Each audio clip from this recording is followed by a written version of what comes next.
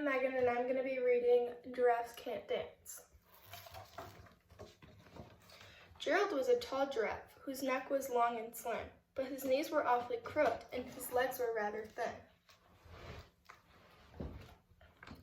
He was very good at standing still and munching shoots off trees, but when he tried to run around, he buckled at the knees. Now every year in Africa, they hold a jungle dance where every single animal turns up to skip and prance. And this year, when the day arrived, poor Gerald felt so sad because when it came to dancing, he was very bad.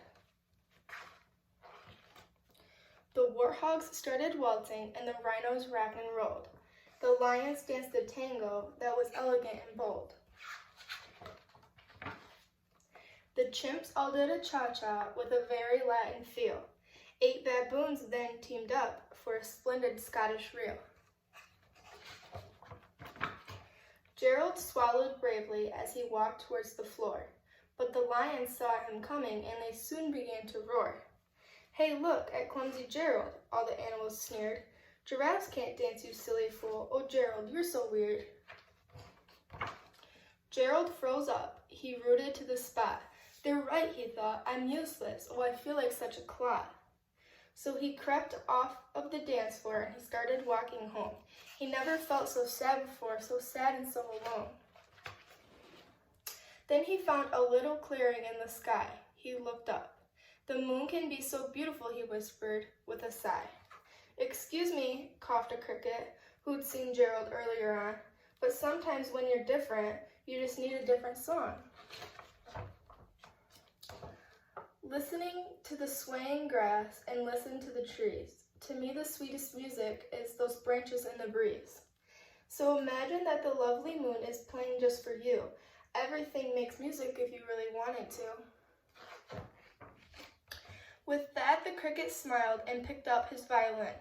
Then Gerald felt his body do the most amazing thing.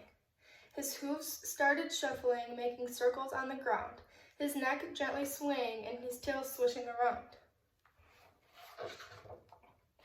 He threw his legs out sideways and he swung them everywhere. He did a backward somersault and leaped up in the air.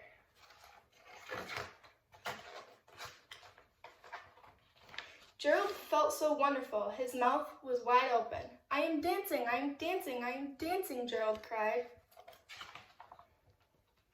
Then one by one, each animal who had been at the dance arrived while Gerald boogied and watched him quite entranced. They shouted, "It's a miracle! We must be in a dream! Gerald's the best dancer that we've ever seen!" "How did you learn to dance like that? Please, Gerald, tell us how." But Gerald simply twirled around and finished with a bow. Then he raised his head and looked up at the moon and the stars above. "We can all dance," he said, "when we find the music that we love."